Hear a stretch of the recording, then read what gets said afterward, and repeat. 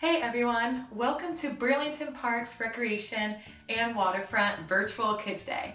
We wish that we were hanging down at the waterfront with all of you in beautiful weather, hopefully, and educating everyone on sustainable practices. My name is Marina McCoy and I'm the founder of WasteFree, where we build zero waste strategies for events and businesses all throughout the country to help them further their overall brand and mission. Today, I'm going to be walking you through a whole video on how you could reduce your overall waste consumption and learn more about recycling and composting. We also made a downloadable packet so you could reference it at any point. Same with this video. We owe a lot to Burlington Park's Recreation and Waterfront for making this possible. We usually would be down at the waterfront with you, educating you on all the waste stuff and being there face to face. But since we can't do it, they allowed us to have a virtual presence. So stay tuned and we hope that you enjoy this sustainable education so you can become a waste-free warrior yourself. First and foremost, let's talk about the 3 R's and why it's important to put them in order. Reduce the amount of goods and services that you consume. Reuse all the stuff as much as possible before you recycle it. Lastly, recycle, which is sometimes what people end up doing first when it's supposed to be the last resort. So what's the definition of recycle? It's when you take old materials, like waste, and create them into new materials that can hopefully be reused. Now, let's get into what is recyclable and what is not. This video is for Chittenden County area in Vermont. So please make sure if you're watching it from another county to go to your local waste facility website and see what is recyclable in your area. We took this information from CSWD, so you can find it online and use it as a resource. So let's get into what is actually recyclable. Plastic number 1 cups, laundry detergent jugs, plastic milk jugs, cans, bottles, paperboard like cereal boxes, cardboard, make sure it's flattened, yogurt containers, magazines, and junk mail. Now let's get into what is non-recyclable in the Chittenden County area. Boxed water / cartons are non-recyclable. Candy wrappers, chip bags, styrofoam, bubble wrap, foil, dirty containers if you didn't rinse them out and clean them, cigarette boxes and cigarettes, paper plates, plastic utensils, plastic film, black plastic, and coffee cups. In the Chittenden County area, we are extremely fortunate to also have special recycling available. So let's get started with that. Plastic bags, food scraps, clothes, scrap metal, batteries, e-waste, and electronics. Make sure to check with your local facility to see where you could drop them off and what days and times. Now that you understand recycling, let's get into compost. So what is compost? The definition of compost is taking organic matter, breaking it down, and turning it into soil to then grow more plants. I'm going to list off a couple different ways that you could compost. Do your research and see what option is more accessible to you and your family. First up is worm composting. Worm composting is great when you don't have a backyard to do backyard composting, a tumbler, or any sort of space like that. If you have space underneath your sink or in a random closet, this is perfect for you. And worms can't take that much compostable material, but they take enough for you to at least get started on your compost journey.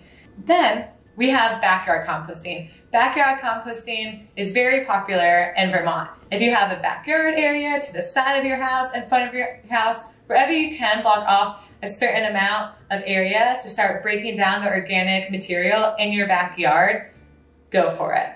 Tumbler composting is also a very popular method. If you don't have space in your backyard or your front yard to have a whole section cut off for backyard composting, you can invest in making your own tumbler or buying one, and you could put it on your porch or in your garage. So that way you could still take more compostable stuff than worm composting, but you're not taking up as much space as a backyard compost. In Chittenden County area, we are extremely fortunate to have multiple pickup services for composting and drop-off services. I personally use the drop-off method. I have a 5-gallon bucket where I throw all of my compostable stuff in there and drop it off to Green Mountain Composting right in Williston. CSWD also has plenty of drop-off areas within the Burlington radius that you could drop off for a very low rate. Lastly, there are pickup services in the Chittenden County area where you pay a company and they'll come and pick up your compost once, twice, or multiple times a month, and they'll do all the hard work for you. Now let's get into what is compostable for what type of compost method you are using. We'll break it down between the worm composting, the backyard composting, the tumbler composting, and then the industrial composting. Worm composting.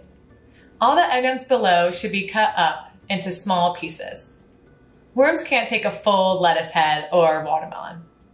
Non-acidic fruit and vegetable scraps, grains, bread, coffee grounds, grass clippings, hair, newspaper, but in small amounts, and corrugated cardboard, but must be torn or shredded, and no paperboard. Lastly, crushed eggshells. Backyard and tumbler composting can take all the stuff listed in worm composting, plus these additional products. All fruits and vegetables, dairy products, cheese, yogurt, milk, full eggs, and the shell. All grain products, bread, crackers, pretzels, pasta, goldfish. Candy, paper napkins, towels, plates, and paper. Wood, leaves, and twigs. Greased up cardboard. Plants, pastries and donuts, all processed foods, and paper bags. Now, this may vary depending on how you want your backyard and tumbler composting to be running. You may add a little bit more products or you may add a little bit less. Maybe you don't want the processed foods in there. It's totally up to you. Lastly, let's go over the industrial composting. This is typically the drop-off and pickup services. So an industrial compost facility can take all the stuff listed in worm composting, the tumbler composting, and backyard composting, plus these additional ones. All meat products, beef, fish, chickens, and the bones. All processed foods. Certified compostable products. Look for the third-party certification like the PBI certified or ASTM, and cardboard. Now here's the list of some of the stuff that is non-compostable. Again, there's more out there, but this is a brief listing to get you on the right path. All recyclable products are non-compostable. Cigarettes and cigarette boxes, aluminum foil, gloss paper, Dixie plates and cups. Anything that has a plastic lining on it is non-compostable. Coffee cups, plastic bags and film, plastic plates and utensils. Now that you understand what is recyclable and compostable, it's now time to look at your waste and start reducing wherever you can. So let's dive into our WasteFree timeline that we created and walk you through the steps.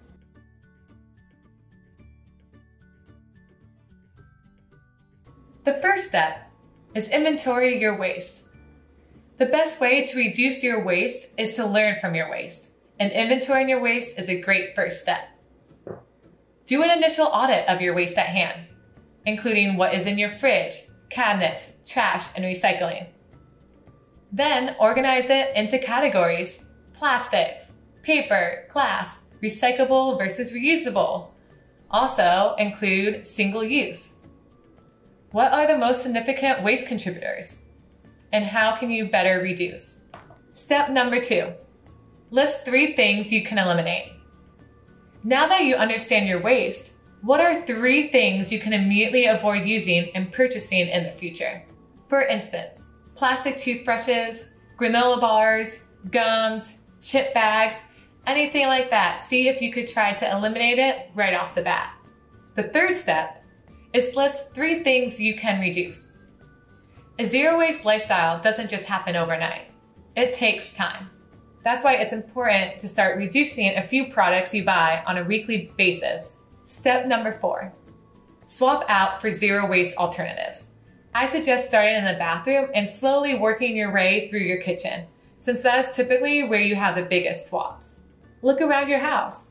What can you easily swap out for more sustainable alternatives? Plastic toothbrush, compostable toothbrush, plastic wrap, beeswax, single-use soap container, reusable soap container, paper towels and napkins, cotton hanky, plastic utensils, reusable utensils for on the go, Ziploc bags, silicone stasher bags, shampoo bottles, refillable shampoo, or shampoo bar. And the final step of the WasteFree timeline is collecting your waste. Now that you have reduced your waste, it is time to start collecting it. I highly suggest doing this step after you have incorporated the above techniques. This is because it could be overwhelming if you start collecting at the beginning of your journey, and it may discourage you. Be sure to keep track of the type of garbage you are producing.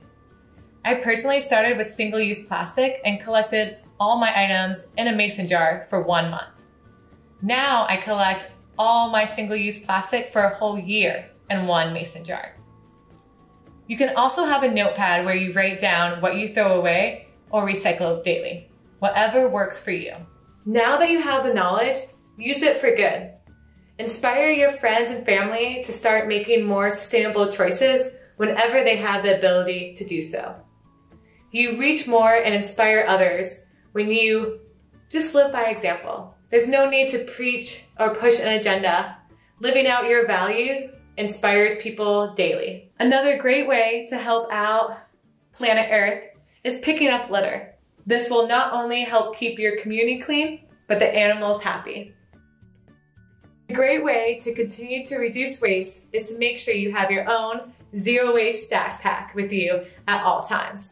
And within the stasher bag, first off, when the stuff is empty, this is where I keep my compostable things in. So if I went out to dinner and I had tacos and there was limes or lemons in my drink, I put it in here if I know that they don't compost, and I bring it home with me to then compost.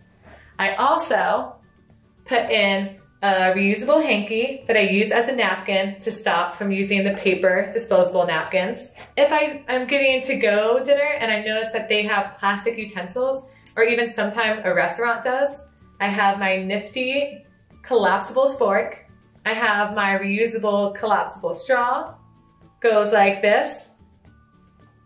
So that way I don't use a plastic straw when I'm out. And lastly, my beeswrap. This is important because if I went out and I got a sandwich or something that doesn't quite fit in here and I want to keep all this stuff in here as well, I use this and I wrap up my sandwich and I'm good to go. Thank you so much for tuning in to this video and following along on our WasteFree journey.